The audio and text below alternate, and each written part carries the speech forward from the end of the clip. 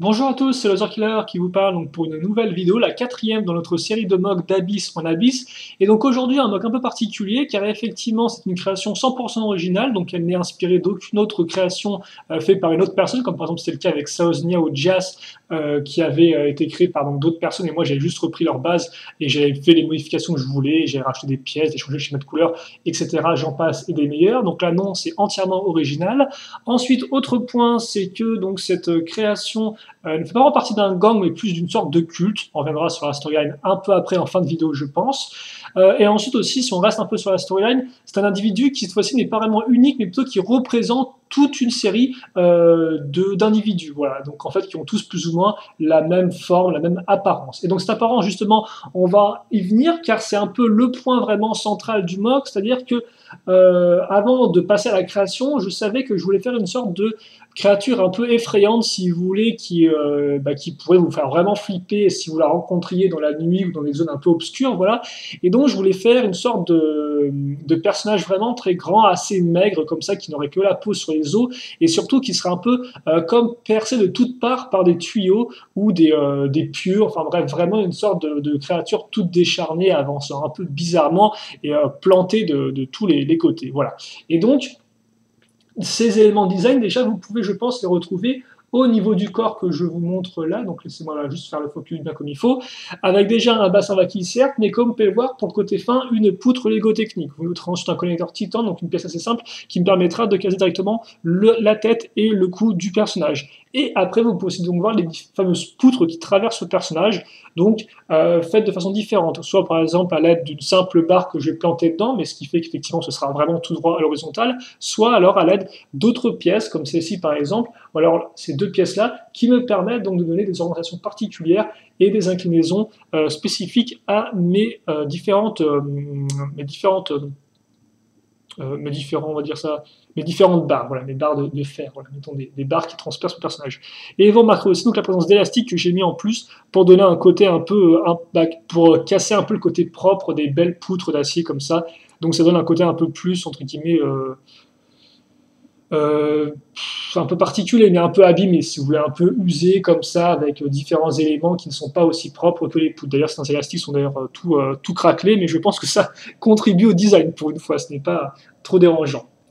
On va donc continuer ensuite le corps, effectivement, avec vraiment la partie du dos, qui est faite, comme vous pouvez le voir, à l'aide à nouveau d'un bassin vaquille qui permettra de caser les bras cette fois-ci. Vous remarquerez aussi ensuite que les différents trous sont pris par des barres circulaires, donc sur les côtés ça servira à caser ces pièces-là afin de maintenir encore mieux le bassin vaquille au reste du corps, et aussi bien sûr accrocher d'autres barres à ce niveau-là. Donc, comme vous pouvez voir, là vous avez une pièce comme ceci, vous avez une pièce avec deux accroches qui permettent donc là encore de donner des inclinaisons différentes et de rajouter des barres. Idem à l'arrière, à ce niveau-là, comme vous pouvez voir. Et d'ailleurs, la barre ici qui ressort servira à raccrocher l'avant du personnage. Vous noterez donc les barres que je peux facilement glisser là-dedans, et donc, histoire de maintenir tout ça en place. Justement, parlons-en de l'avant du corps, il sera fait avec cette pièce-là, donc une pièce de Makuta 2008, qui servira vraiment à faire comme une sorte de cage thoracique, et donc qui, moi, me convenait très bien, vu que c'était une pièce qui reflétait le côté squelettique du personnage. Donc ça, c'est une pièce aussi, je pense, que j'avais eu en visu assez rapidement lors de l'élaboration de la construction de ce mock. Ensuite viennent les jambes. Donc les jambes, partant du même principe, j'ai utilisé des os Aerofactory qui me permettaient effectivement de directement relier sans trop de fioritures un connecteur titan afin de faire comme Pearl une sorte de jambe custom vraiment très fine. Alors j'aurais pu effectivement la faire avec un connecteur bionique, un double connecteur bionique normal au lieu de prendre un os, mais ça m'aurait obligé à reprendre un ball joint entre guillemets pour faire une jambe custom. Et hélas, les ball joints, j'étais assez limité.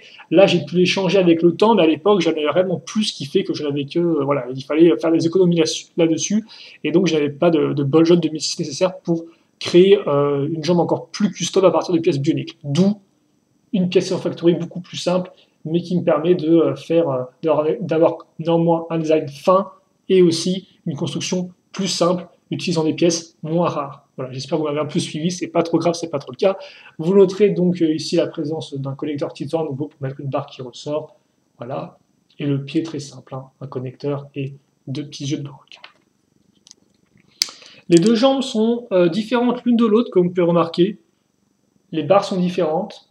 Voilà, après on reste dans le connecteur Titan, et par contre, la taille est la même. Donc ça, on pourrait imaginer qu'effectivement, il y a d'autres créatures un peu similaires à celui-là, qui ont vraiment des tailles de jambes différentes, mais pour celui-ci, c'est pas le cas. Voilà. Mais par contre, effectivement, on pourrait imaginer d'autres qui soient un peu différents, parce que même si j'ai dit qu'ils étaient tous plus ou moins identiques, ce type d'individus, qu'on appelle d'ailleurs donc les Hult, qui a un nom un peu encore étrange, eh bien, certains sont un peu différents néanmoins. Donc ensuite les bras. Et donc les bras là par contre, eux normalement si je dis pas de bêtises sont asymétriques comme vous pouvez le voir au niveau de la longueur. Donc d'un côté vous avez un os factoriel à nouveau qui est un peu plus petit et donc une pince de Gali. Donc une sorte de crochet voilà qu'on peut s'imaginer en train de frotter par terre avec un vieux bruit d'acier un peu rouillé et un peu sale. Donc là encore pour ajouter un peu à l'épouvante. Et l'autre côté, c'est une griffe Zonua qui est assez classique pour un monstre, je dois avouer, qui est par contre sur Boljon, contrairement au crochet, donc vous pouvez un peu l'ajuster. Et enfin, dernier élément, la tête. Là encore assez simple, j'ai repris cette tête-là, j'ai juste mis un œil qui dépasse, et comme vous pouvez le voir, j'ai une barre ici. Ou plutôt un tuyau, voilà, donc un tuyau. Et donc ce tuyau, j'aime bien j'aime bien mettre la tête comme ça, en fait, si vous voulez, parce que ça fait qu'on a vraiment l'œil qui est un peu de travers, le traviole, oui, je vais y arriver, de travers, et on dirait presque au final que cette partie-là fait comme un œil, c'est une sorte d'œil tout rond, donc un second œil. Et donc là, au final, on a le mock qui est réalisé. Donc il faut juste que je le pose. Voilà. Et donc, laissez-moi juste le temps de l'éloigner un peu de la caméra, de faire le focus, et on aura fini avec notre ami. Alors, par contre...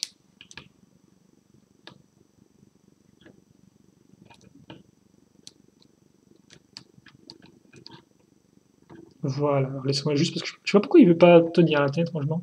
Voilà, je pense que là, il devrait faire l'affaire. Enfin, ça devrait faire l'affaire, plutôt. J'ai un peu de mal aujourd'hui, je m'excuse. Mais j'espère que vous me comprenez quand même, malgré mes mots qui flanchent un peu.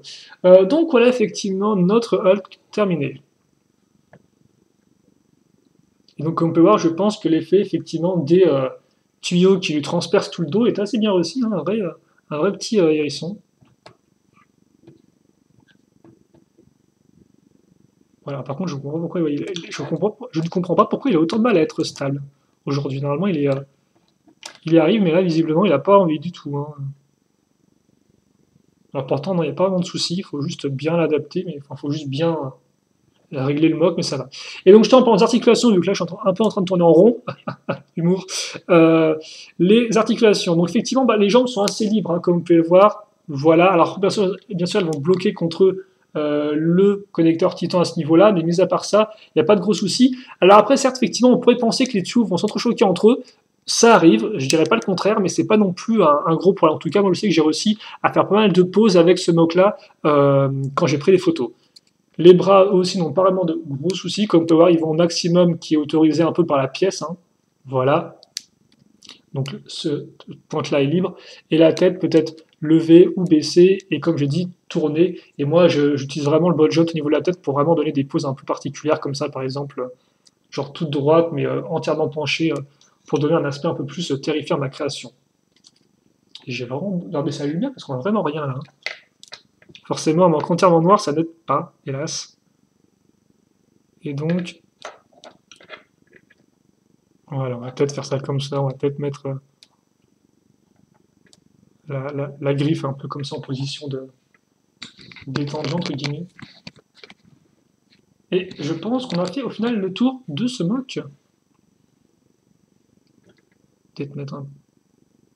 Là, j'aimerais quand même bien que le rouge de l'œil ressorte. Hein. Parce qu'il faut voir ça un peu comme une sorte d'œil qui est un peu luminescent, comme une sorte de point rouge au final, quoi.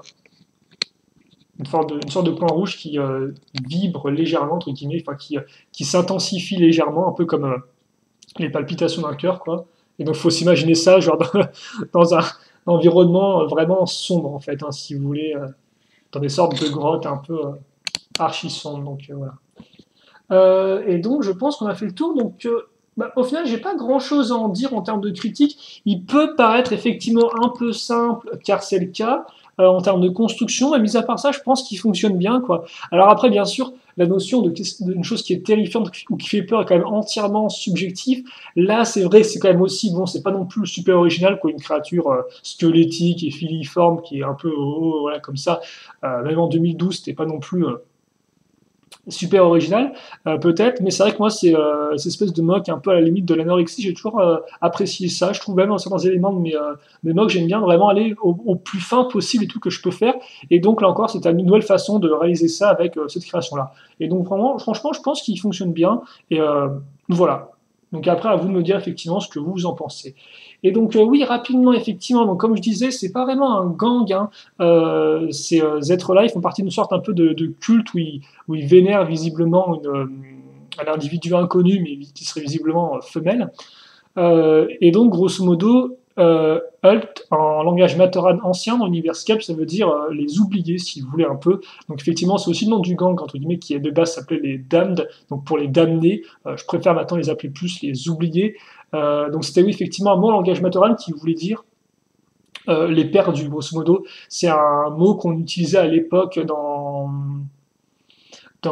RuneScape, donc qui était un peu la toute première période d'Universcape, dans laquelle il y avait beaucoup de guerres, si vous voulez, en fait, et les Matoran et les Toa étaient vraiment apeurés un peu par la guerre, et donc restaient chez eux, et des fois, quand il y a un Matoran qui partait et qui ne revenait pas, on disait qu'il était, voilà, on lui donnait le surnom de Hug, dans le sens où il avait disparu, et en fait, il lui est arrivé des choses sûrement assez, il était sûrement mort, en fait, voilà. On n'osait pas vraiment dire qu'il était mort, mais on supposait très fortement qu'il lui est arrivé des choses assez horribles, et donc il avait une fin assez malheureuse, justement, et donc on les appelait les oubliés, voilà, c'était ce terme-là. Et donc eux, c'est pareil aussi, et justement, on ne sait pas trop quelle est leur origine, justement. On ne sait pas si c'était des Matoran ou différentes créatures qui, au final, ont été transformées pour ressembler à ça, justement, ou alors si c'était une race à part entière qui avait déjà cette apparence-là de base. Voilà. Donc on ne sait pas trop à ce niveau-là. C'est juste une sorte de culte qui est un peu mystérieux, et donc qui est dans Abyss en Abyss, et notre ami Toanakan devra aussi passer par là, effectivement, dans son périple, et devra faire face à eux. Et donc forcément, hein, tout ce qui est étranger à eux, dites-vous bien que même si là ils ont l'air un peu tout oublié et un peu tout malheureux, justement, dans leurs conditions, bien sûr, ils s'en prennent avec agressivité à tout ce qui est étranger à leur culte. Donc voilà. Après, bien sûr, je suppose qu'ils ne parlent pas vraiment et qu'ils font plus des grognements qu'autre chose, hein. Voilà, donc c'est un peu comme des sortes de pseudo-morts vivants, donc un peu particulier. Donc voilà, effectivement, au niveau de l'histoire. Donc c'est pour ça qu'encore, le terme Hult ne définit pas juste ce personnage-là, en fait, c'est pas son prénom, ils n'ont pas vraiment de prénom ou de nom, entre guillemets, si vous préférez. Ça définit plutôt toutes les créatures de ce type-là, quoi, voilà. Donc voilà pour ce personnage-là qui était un peu différent, je pense, des deux autres vues précédemment. Donc j'espère que vous aimez un peu ce côté un peu plus diversifié. Et bien sûr, moi je donne rendez-vous pour un autre mock où on reviendra un peu à la normale entre guillemets, mais normalement avec une petite différence. J'en dis pas plus. On se quitte là-dessus, donc on se donne tous rendez-vous. Enfin, on se donne tous. J'espère que vous aurez tous rendez-vous pour la 5e vidéo d'Abyss en Abyss. Et en attendant, eh bien, portez-vous bien, passez une bonne journée, une bonne soirée, une bonne ce que vous voulez. Et bien sûr, si vous avez des questions, n'hésitez pas à les poser, j'y répondrai avec grand plaisir, comme d'habitude. Allez, salut à tous.